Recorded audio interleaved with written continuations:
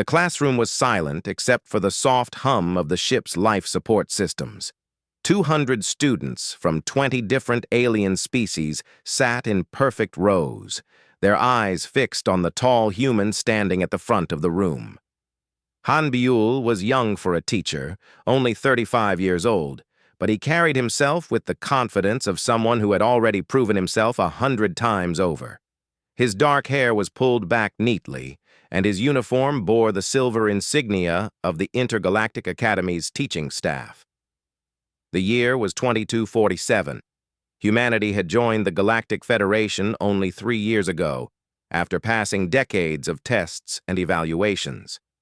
The other species wanted to make sure humans were ready.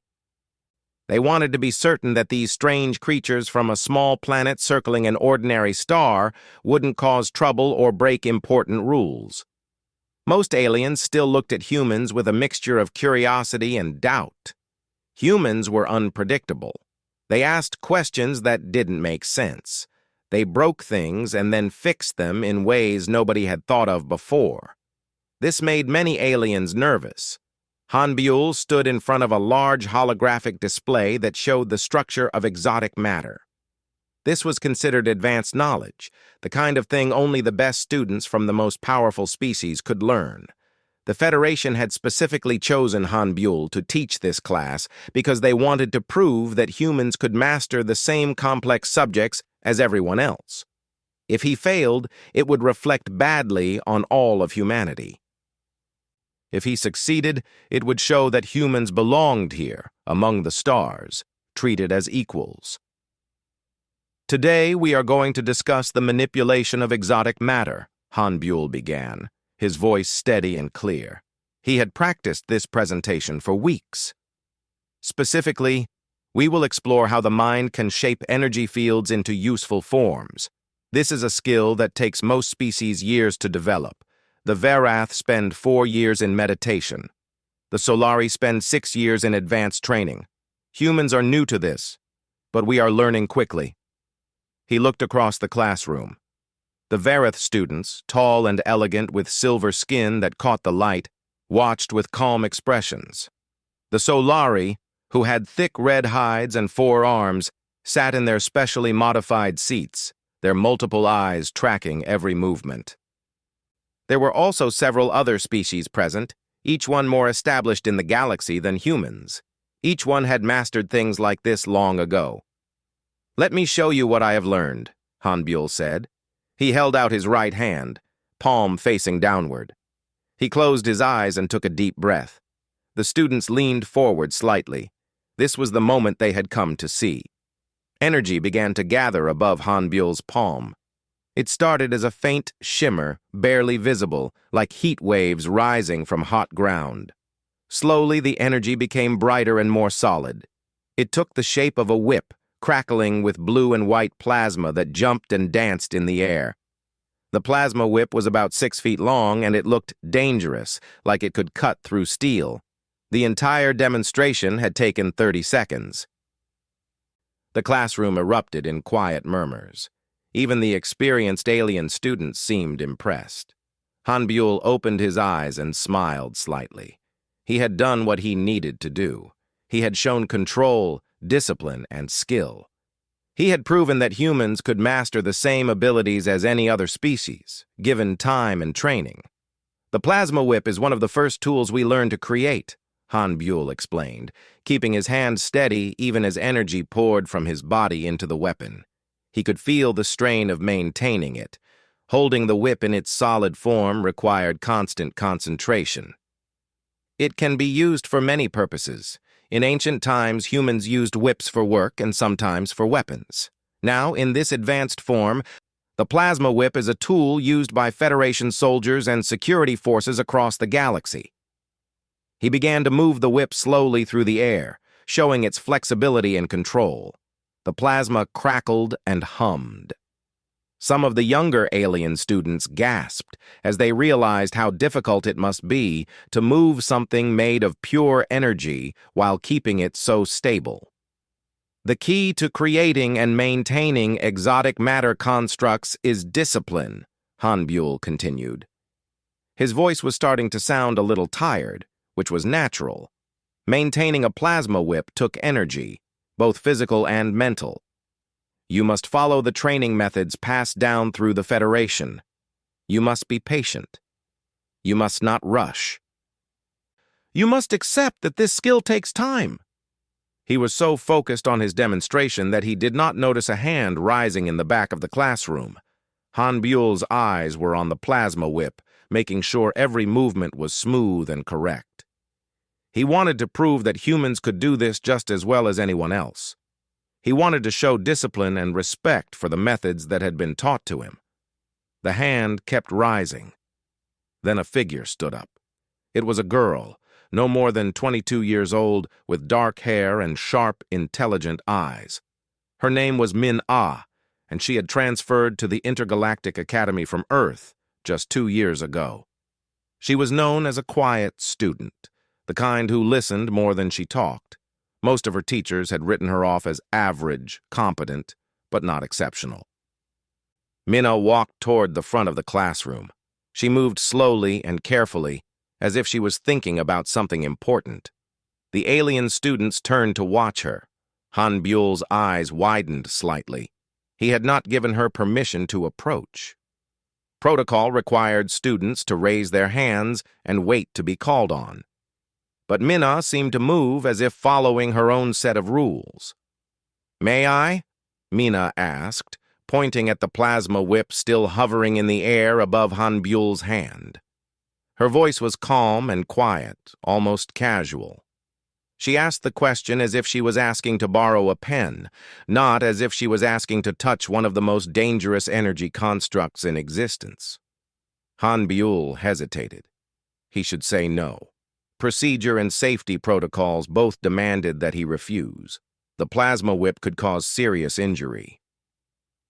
No one who had not undergone years of training should touch it. But there was something in Minna's expression, some kind of certainty, that made him pause. "Be careful," he said finally, which was not a yes, but it was not a clear no either. Minna reached out her bare hand toward the crackling blue plasma. Every alien in the room held their breath. They waited for her hand to burn, for her skin to blacken and char, for her to scream in pain. But nothing like that happened. Minna's hand closed around the plasma whip. The crackling energy did not burn her. Instead, it seemed to wrap around her fingers as if it was made of something soft, almost like rope. The blue and white light danced across her skin, but there was no pain, no smell of burning, no damage at all. It was as if the plasma recognized her and decided not to hurt her. The classroom erupted. Students jumped to their feet, shouting in dozens of different languages.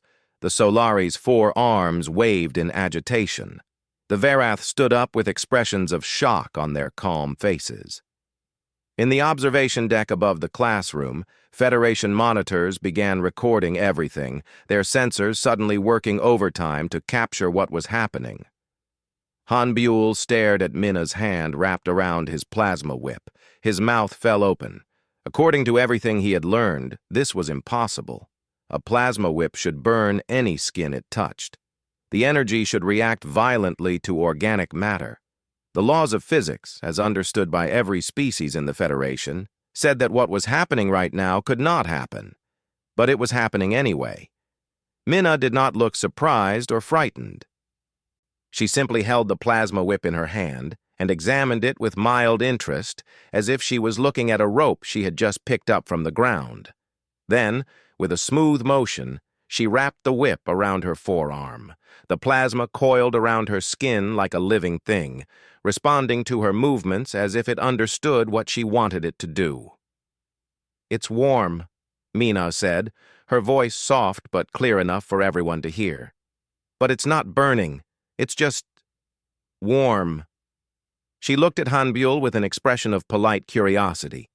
Then, before anyone could stop her or tell her what to do, she flicked her wrist sharply.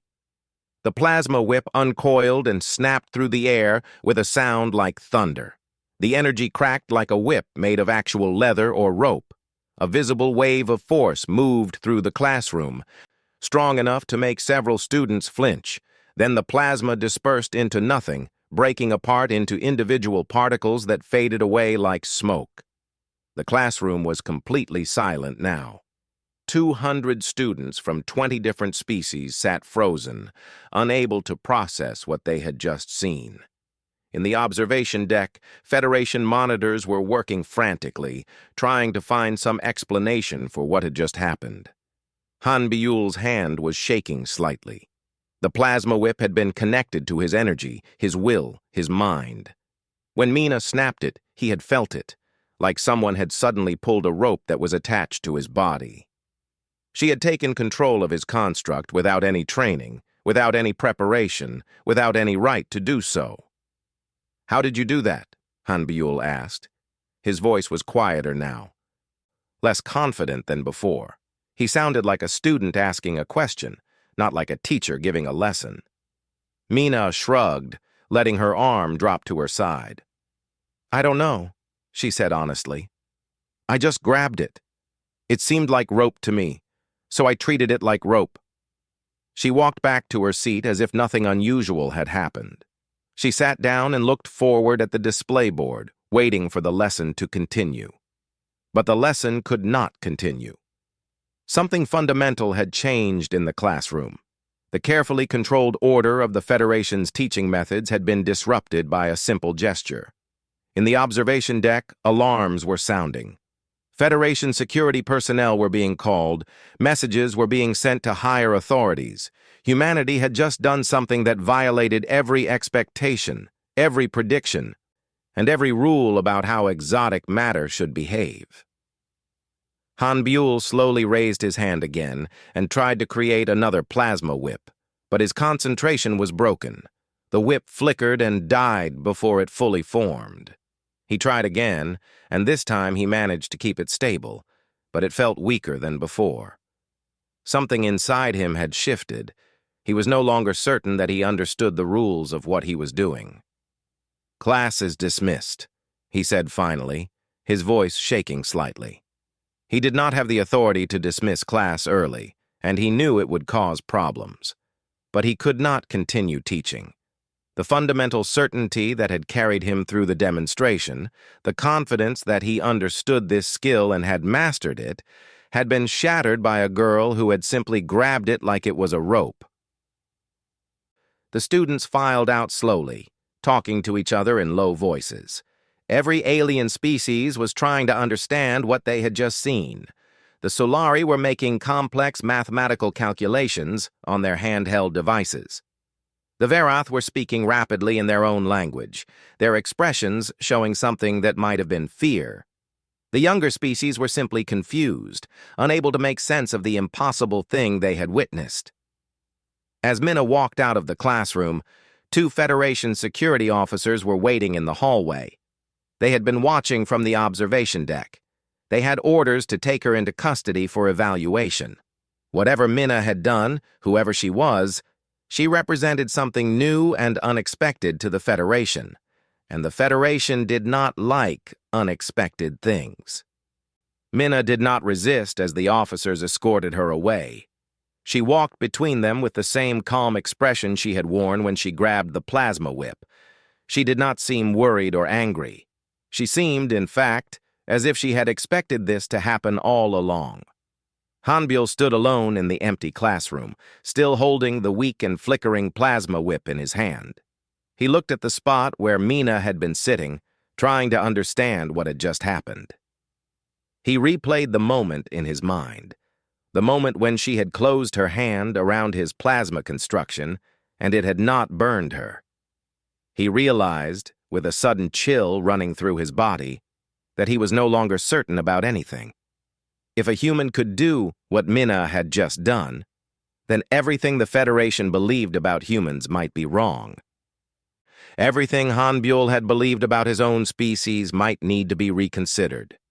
He let the plasma whip dissolve, and the classroom went dark except for the steady glow of the holographic display board showing the structure of exotic matter. The display looked the same as it had before the class began, but now it meant something different. Now it represented not a skill that had been mastered, but a mystery that had just begun. Outside the classroom, Minna was being led through the corridors of the Intergalactic Academy toward the detention center. She did not struggle. She did not question the officers. She simply walked with them, and her mind was already working on the next thing, the next impossible thing that humans would have to understand about themselves and their place in the galaxy. The interrogation room was white and empty. There was a single table, 2 chairs, and walls that seemed to absorb sound rather than reflect it. The Federation used these rooms to interview suspects and gather information about unusual events. The white walls were meant to be calming, to put people at ease. Instead, they made Minna feel like she was inside a shell with nothing inside it. She sat on one side of the table. Across from her sat Han Buell, who had volunteered to be part of the investigation. He wanted to understand what his student had done, and he wanted to help her if she was in trouble. Beside Minna stood a recording device that captured every word, every movement, and every facial expression.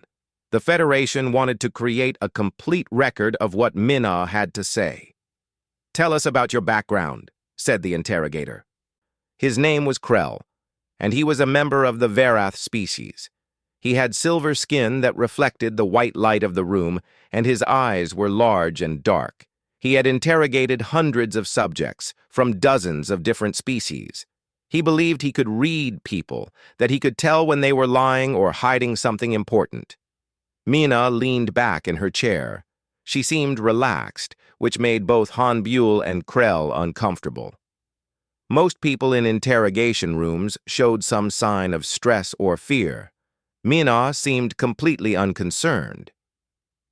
"I was born on Earth," Minna said, "in Seoul, South Korea. I grew up in a normal house with my parents. My mother was a structural engineer, and my father was a quantum physicist. I had a normal childhood." "Define normal," Krell said. He spoke every word carefully. As if each one was a stone he was placing on a bridge to cross a river. "School, friends, homework, family meals," Minna replied. "Nothing unusual.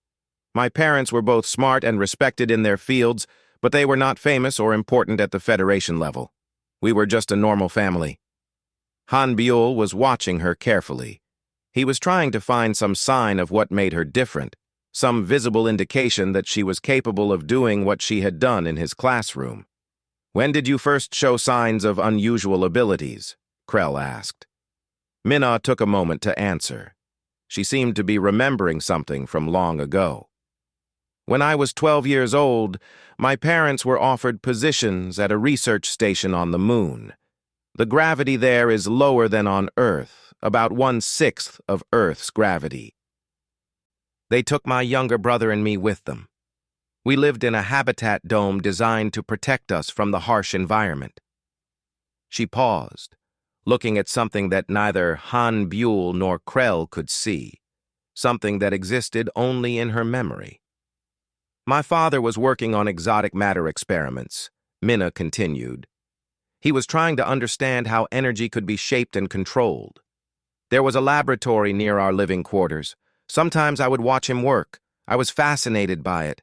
I would sit behind the safety glass and watch him manipulate energy fields, create shapes, break things down into their component parts."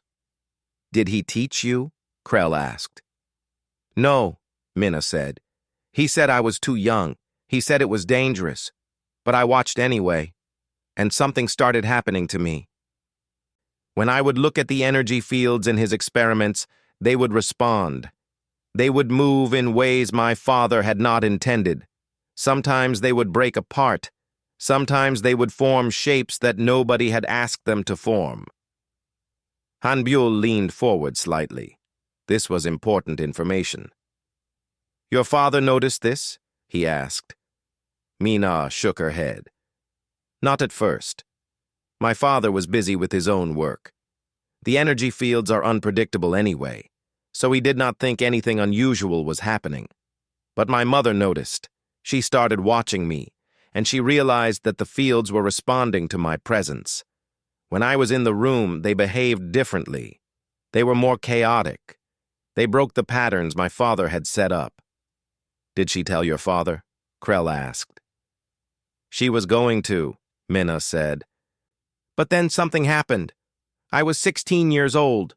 There was an accident in my father's laboratory. An energy field became unstable.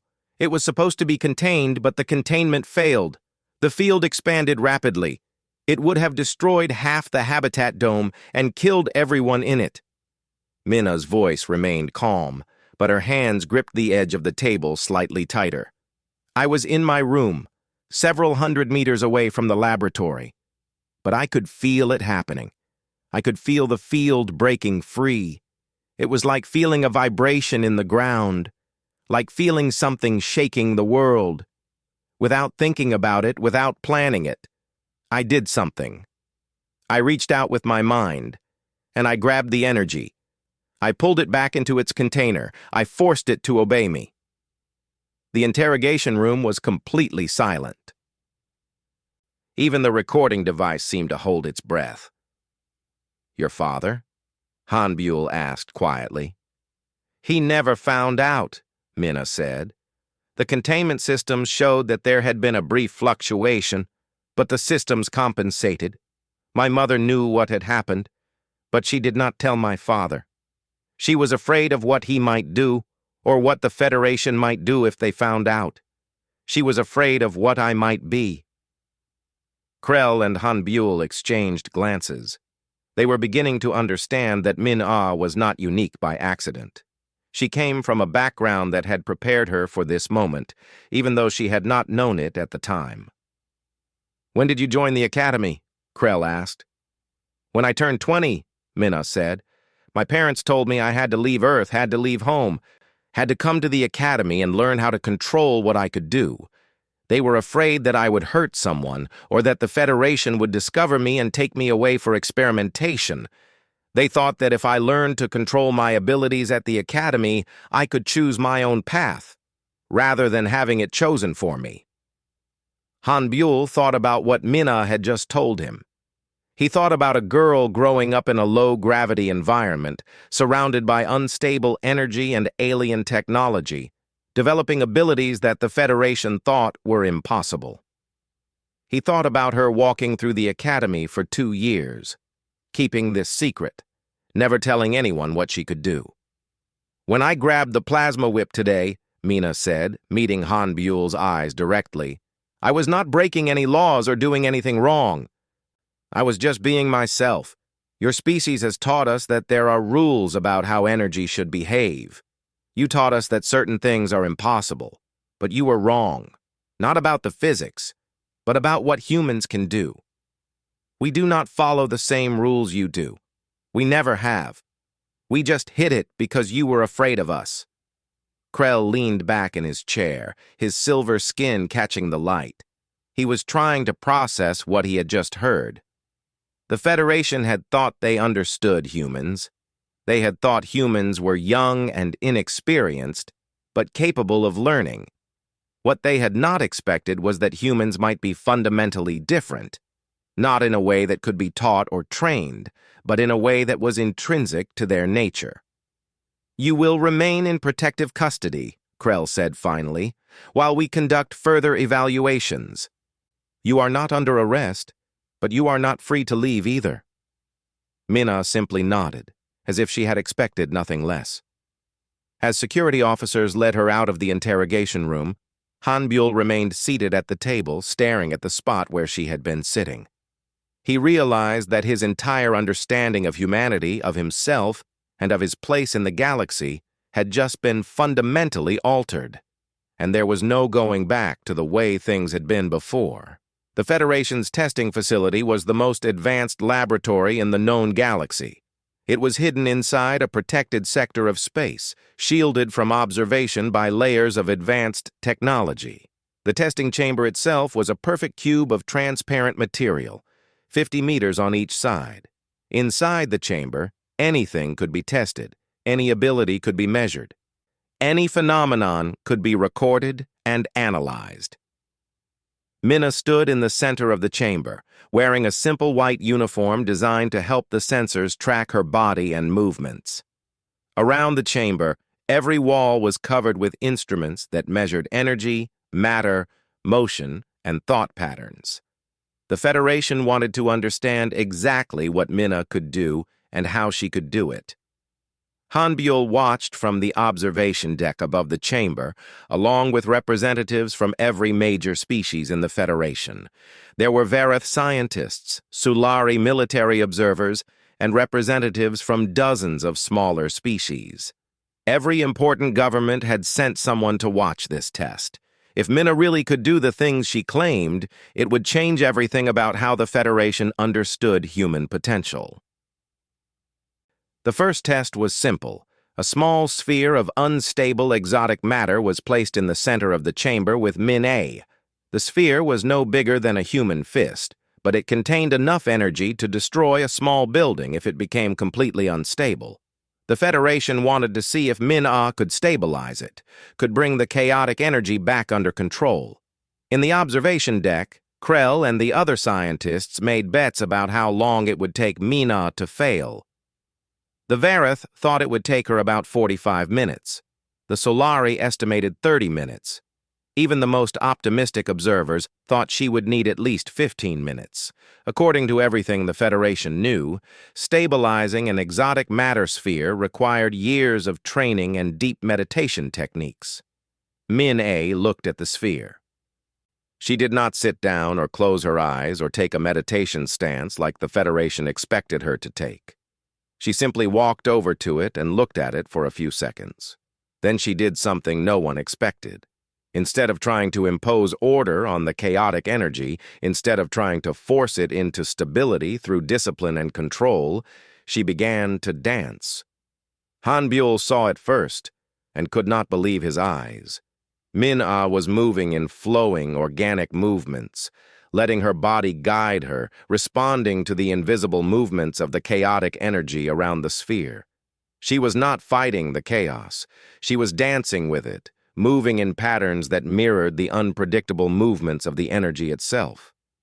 The sphere began to respond. Its chaotic swirling slowed down. The random patterns started to become more organized, not because they were being forced to be organized, but because Mina's movements seemed to guide them toward a natural order.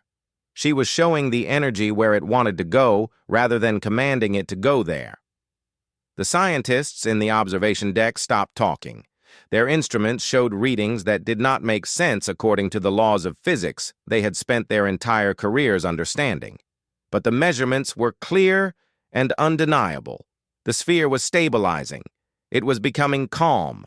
After 40 seconds, the sphere achieved complete stability. Min-A stopped dancing and stepped back. The sphere sat perfectly still in the center of the chamber, no longer chaotic, no longer dangerous. The entire test had taken less than a minute. Krell and the other observers stood in shocked silence. The Vareth scientist who had predicted 45 minutes was making calculations on his computer, trying to find an error in the measurement.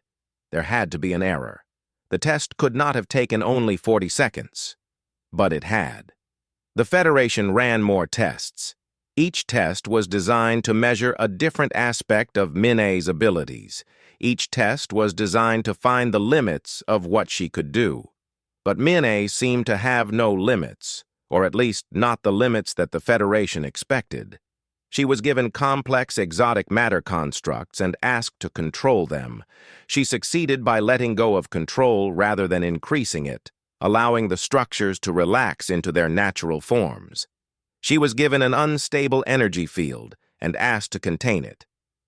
She contained it by understanding what the energy wanted to do and creating a structure that let it do those things safely, rather than forcing it into a mold it did not want to fit into. She was given conflicting energy patterns and asked to harmonize them. She did this by listening to the patterns, really listening, understanding the unique frequency of each one, and finding a way to make them work together instead of against each other. The scientists took measurements and made notes and created reports. They consulted with experts from their homeworlds. They tried to find some explanation for what they were seeing, some way to fit these observations into the existing framework of how the Federation understood the universe and the laws of physics. They could not find one. On the second day of testing, a young Varath scientist approached Han Buell in the observation deck. His name was Sarath, and he was considered a genius even by Varath standards.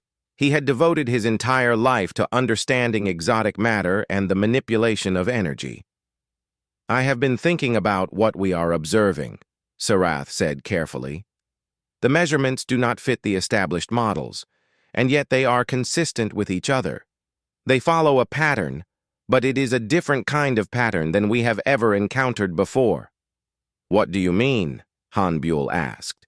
"We have always taught that the best way to manipulate exotic matter is through discipline, through control, through imposing order from outside," Sarath explained. "It takes years of training because the human mind has to learn to overcome its natural instincts and follow the artificial structures we have created. But what if that is wrong? What if the problem is not that humans lack discipline, but that they approach the problem from a different angle?" Han Buell thought about what Minna had done when she grabbed the plasma whip, how she had treated it like rope, how she had snapped it with a casual flick of her wrist. "You are saying that humans are not learning to follow the rules," Han Buell said slowly. "You are saying humans are rewriting the rules." "I am saying that your people see the problem differently," Sarath said. "You do not try to force the energy to obey. You try to understand the energy and work with it. You approach it as if you are having a conversation, not as if you are having a war." On the third day of testing, the Federation ran the final evaluation. Min-Ah was put in a chamber with 3 different energy constructs, each one representing a different level of complexity. She was told to control all 3 simultaneously, to make them work together as a single unit. It was an impossible task. No one had ever succeeded at this before. Han Buell expected Minna to fail. Even Sarath, who believed in Minna's abilities, looked uncertain. But Minna closed her eyes, took a deep breath, and reached out with her mind toward all 3 constructs at once. And instead of controlling them, instead of fighting them, she let them control her.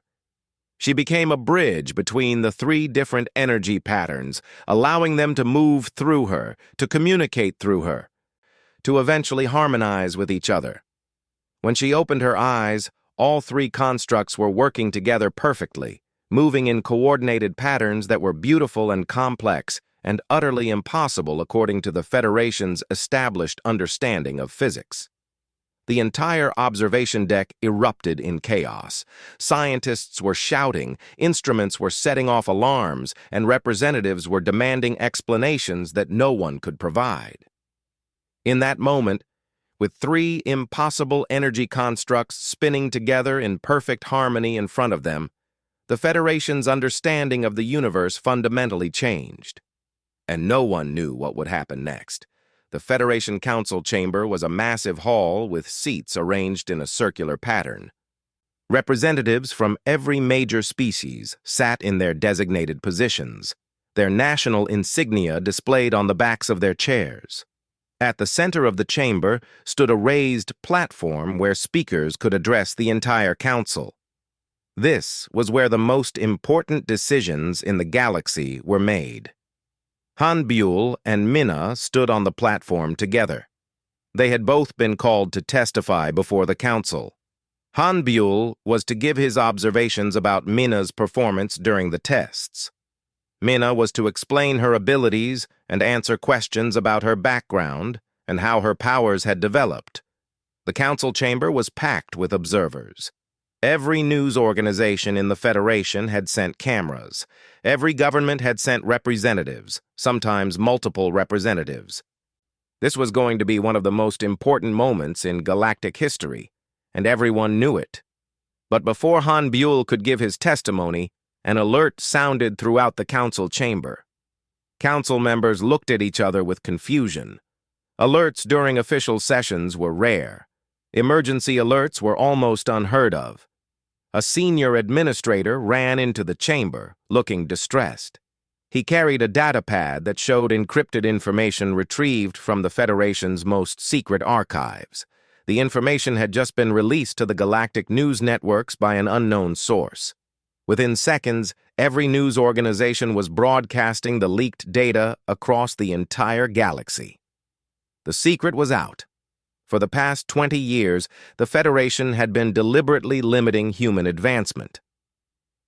Specific human bloodlines had been isolated. Access to advanced training had been restricted. Human colonies had been flooded with competing ideologies and information designed to keep humans divided and distracted. The Federation had been afraid of humanity, not because they thought humans were violent or dangerous in the traditional sense. They were afraid because humans thought differently. Humans solved problems in ways that violated the careful order of Federation society. Humans broke rules and then created better rules. Humans looked at established systems and asked not how to follow them, but why they existed in the first place. The Vareth Council member stood up, his silver skin seeming to glow with agitation.